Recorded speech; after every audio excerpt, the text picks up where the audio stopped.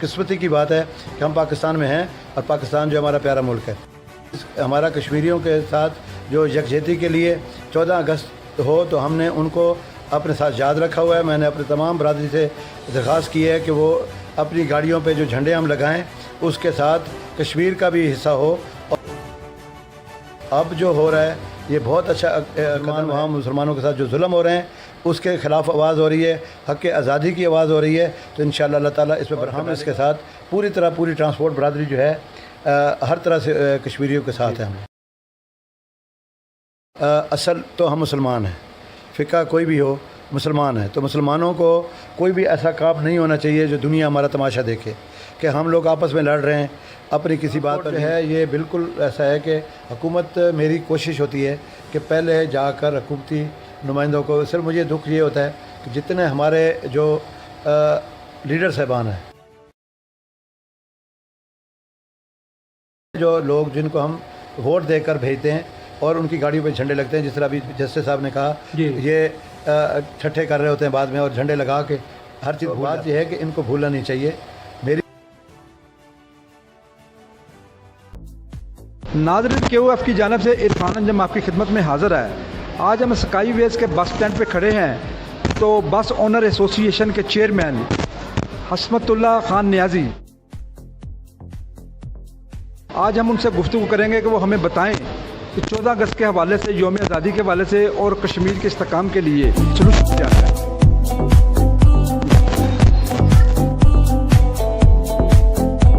हम जैसे ही उनके दफ्तर पहुंचे तो स्टाफ ने बताया कि हसमतुल्लाह खान नियाजी एक बहुत अहम मीटिंग में बाहर गए हुए हैं। हमने बैठकर उनका इंतजार किया। वो ठीक 1 घंटे बाद वापस आ गए। हमने मजीद वक्त जाया किए बगैर इंटरव्यू का बाकायदा आगाज कर दिया।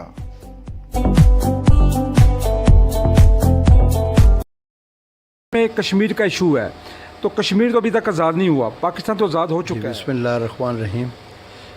मैं अपने आपके तवज्जुह से मैं ये बात जो है सारी अपने पाकिस्तानी भाइयों को बताना चाहता हूँ कि हम खुशकिस्मत लोग हैं कि पाकिस्तान जैसा, और ये दुनिया का वाहिद मुल्क। मैंने बहुत दुनिया देखी है, बहुत मुल्क देखे हैं, मगर जो सुकून मुझे आके यहाँ मिला है ये इस्लामी धरती के नाम पे बनी हुई धरती है।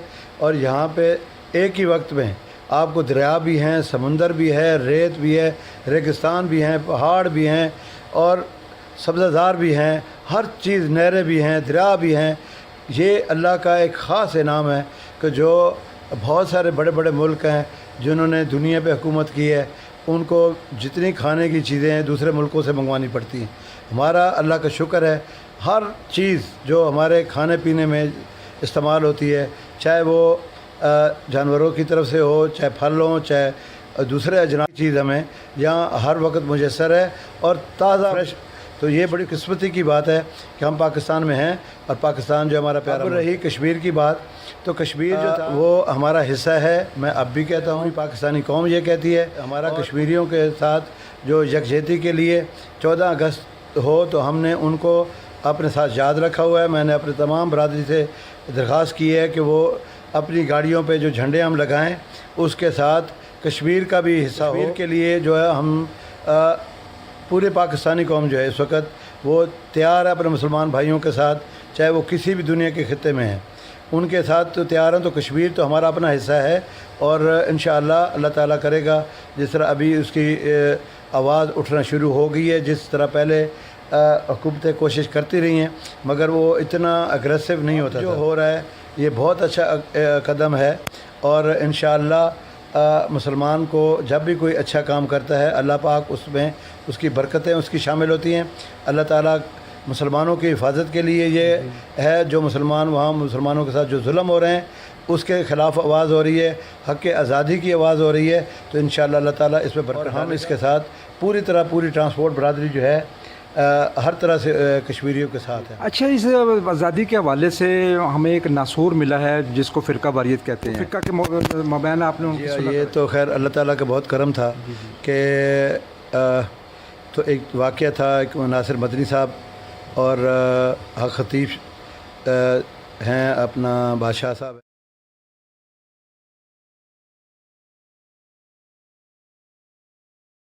آج مدنی صاحب سے ملاقات ہوئی اور ان کا اخلاق، ان کی محبت کو دیکھ کر دل کے اندر سے خوشی ہوئی۔ بہت سارے لوگ السلام علیکم۔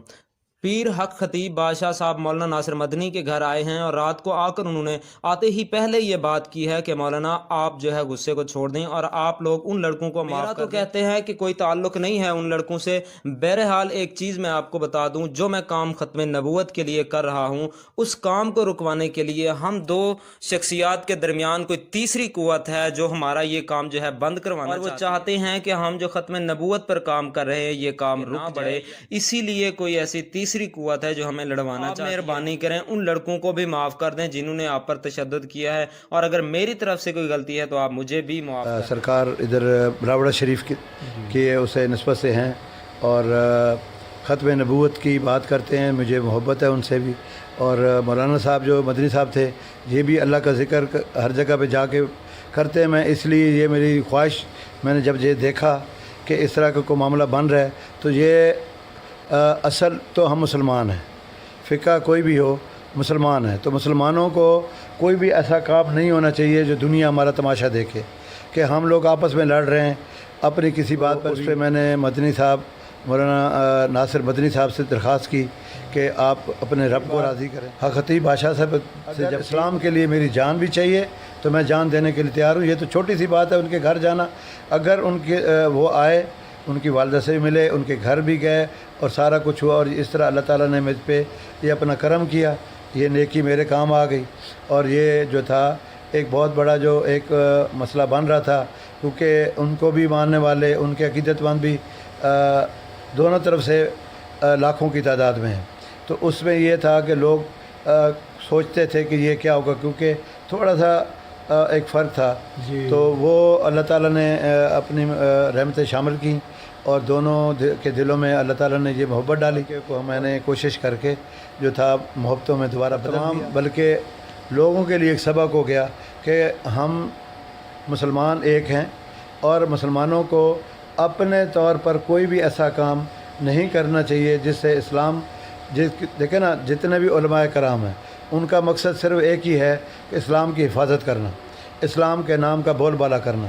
اور حضور پاک صلی اللہ علیہ وسلم نے جو ہماری سنت ہے کہ ان کے بتائے ہوئے اللہ کے حکم سے جو انہوں نے ہمیں چیزیں بتائی ہیں ان پہ عمل کریں اور حسن سلوک کریں۔